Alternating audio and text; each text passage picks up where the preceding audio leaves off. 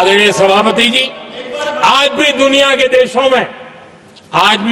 देशों में land record के लेकर के समृद्ध देशों को भी कई संकट। हमने गांव के हर सामान्य व्यक्ति को अपना लैंड रिकॉर्ड, उसके घर की मालिकीन का हक पे कागज नहीं है, उसके गांव उसको बैंक से लोन चाहिए हो, कहीं बाहर जाए तो कोई कब्जा कर लिया, एक स्वामित्व योजना बनाई और देश के गांव के ऐसे समाज के दबे कुचले लोगों को वो कागज हम दे रहे हैं, जिसके कारण उसका मालिकी हक बन रहा है। वो स्वामित्व योजना एक बहुत बड़ा दिशा में है। आदरणीय सभापति जी, इन सारे कामों के कारण पिछले 10 वर्ष में हमने जो प्रयास किया, हमने जिस प्रकार से गरीब को मजबूती देने का काम किया है, हमने जिस प्रकार से गरीब के अंदर एक नया आत्मविश्वास पैदा किया है और एक सही दिशा में चलने का परिणाम है कि आज इतने कम समय में मेरे देश के 25 करोड़ मेरे गरीब साथी गरीबी को परास्त करने में सफल हुए और हमें इस बात का गर्व है। और मैं संविधान निर्माताओं के सामने सर झुका करके कहता हूं, जो संविधान हमें दिशा दे रहा है उसके तहत मैं ये काम कर रहा हूं। और मैंने, आदरणीय सभापति जी, जब हम सबका साथ सबका विकास की बात करते हैं, वो नारा नहीं है, वो हमारे आर्टिकल ऑफ फेथ है।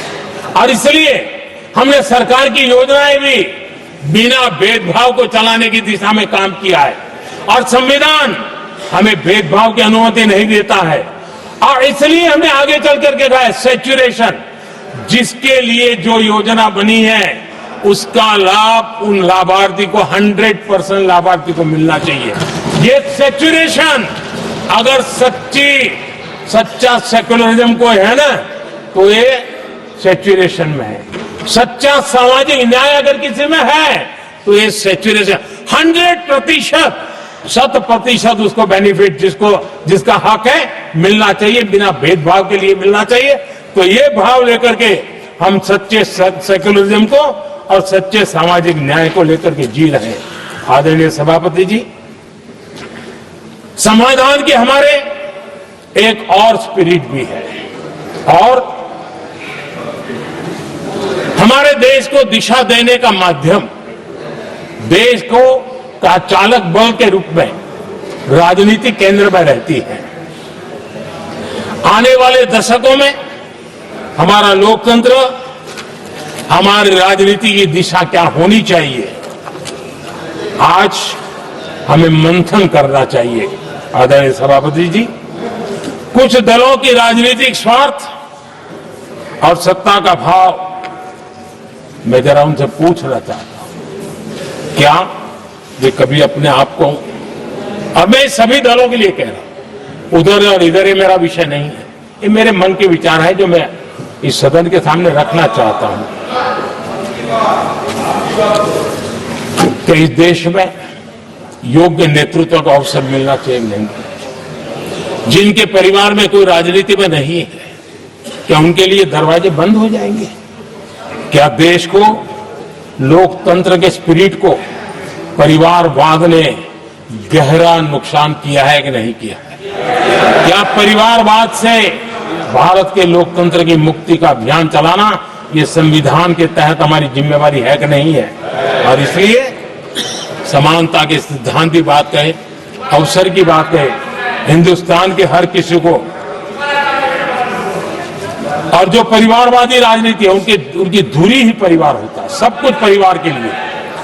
देश को, देश के नौजवानों को आकर्षित करने के लिए, लोकतंत्र को मजबूत बनाने के लिए और देश के युवाओं को आगे आने के लिए हम सभी राजनीतिक दलों ने प्रयास करना चाहिए। सभी राजनीतिक दलों ने, जिनकी पार्श्वभूमि में राजनीतिक परिवार नहीं है, ऐसे फ्रेश ब्लड को लाने के लिए प्रयास करना, ये मैं मानता हूं कि देश की लोकतंत्र की, और इसीलिए मैंने लाल किले से कहा है कि मेरा एक विषय लेके मैं लगातार बोल रहा हूं, बोलता रहूंगा।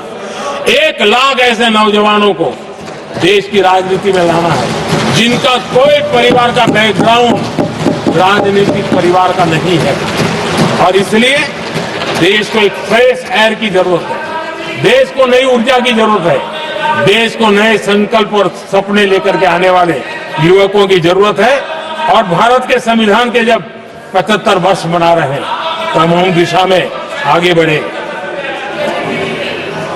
आदरणीय सभापति जी, मुझे याद है मैंने एक बार लाल किले से संविधान में हमारे कर्तव्य को लेकर के उल्लेख किया था और मैं हैरान हूं कि जिनको संविधान का समझ नहीं आता है वो कर्तव्य की भी मजाक उड़ाने लग गए। मैंने ऐसा कोई इंसान देखा नहीं दुनिया में कि जिसको इसमें भी इतराज हो सकता है आने। लेकिन देश का दुर्भाग्य है हमारे संविधान ने नागरिकों के अधिकार तय किए हैं, लेकिन संविधान को हमसे कर्तव्य की भी अपेक्षा है। और हमारी सभ्यता का सार है धर्म, ड्यूटी, कर्तव्य, ये हमारी सभ्यता का सार है।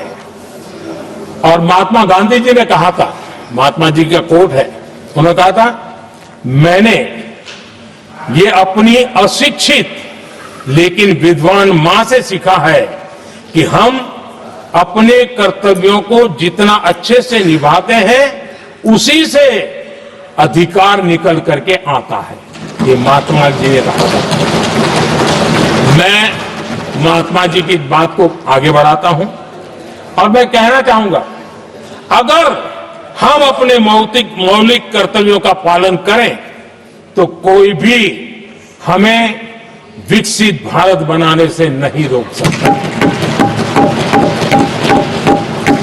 संविधान का 75वां वर्ष कर्तव्य के प्रति हमारे समर्पण भाव को, हमारी प्रतिबद्धता को और ताकत दे, देश कर्तव्य भावना से आगे बढ़े, ये मैं मानता हूं समय की मांग है। आदरणीय सभापति जी,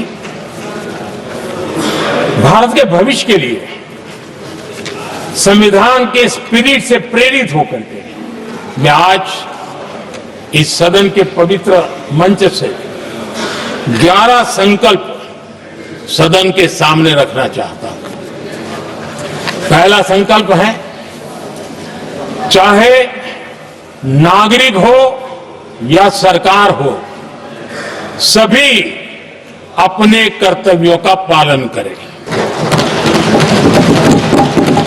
दूसरा संकल्प है, हर क्षेत्र, हर समाज को विकास का लाभ मिले, सबका साथ, सबका विकास हो। तीसरा संकल्प है, भ्रष्टाचार के प्रति जीरो टॉलरेंस हो। भ्रष्टाचारी की सामाजिक स्वीकार्यता न हो। भ्रष्टाचारी की सामाजिक स्वीकार्यता न हो। चौथा संकल्प है, देश के कानून, देश के नियम, देश की परंपराओं के पालन में देश के नागरिकों को गर्व होना चाहिए, गर्व का भाव हो। पांचवा संकल्प, गुलामी की मानसिकता से मुक्ति हो, देश की विरासत पर गर्व हो। छठा संकल्प, देश की राजनीति को परिवारवाद से मुक्ति मिले। सातवां संकल्प, संविधान का सम्मान हो। राजनीतिक स्वार्थ के लिए संविधान को हथियार न बनाया जाए। आठवां संकल्प, संविधान की भावना के प्रति समर्पण रखते हुए जिनको आरक्षण मिल रहा है वो न छीना जाए और धर्म के आधार पर आरक्षण की हर कोशिश पर रोक लगे। नौवां संकल्प, विमेन लेड डेवलपमेंट में भारत दुनिया के लिए मिसाल बने। 10वां संकल्प, राज्य के विकास से राष्ट्र का विकास, ये हमारा विकास का मंत्र हो। 11वां संकल्प, एक भारत श्रेष्ठ भारत का ध्येय सर्वोपरि हो। आदरणीय सभापति जी, इसी संकल्प के साथ हम सब मिलकर के अगर हम आगे बढ़ते हैं तो संविधान की जो निहित भावना है, वी द पीपल, सबका प्रयास, हम इसी मंत्र को लेकर के आगे चले और विकसित भारत का सपना इस सदन में बैठे हुए सबका तो होना ही चाहिए। 140 करोड़ देशवासियों का सपना जब बन जाता है और संकल्प लेकर के जब देश चल पड़ता है तो इच्छित परिणाम लेकर के रहता है। मेरा 140 करोड़ देशवासियों के प्रति मेरी अपार श्रद्धा रही है।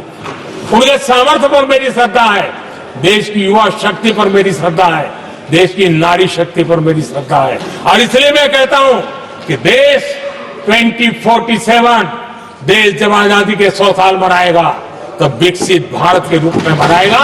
इस संकल्प के साथ आगे बढ़े। मैं फिर एक बार इस महान पवित्र कार्य को आगे बढ़ाने के लिए सबको शुभकामनाएं देता हूं। और मैं आदरणीय सभापति जी, आपने समय बढ़ाया, इसके लिए मैं आपका बहुत बहुत आभार व्यक्त करता हूं। बहुत बहुत धन्यवाद।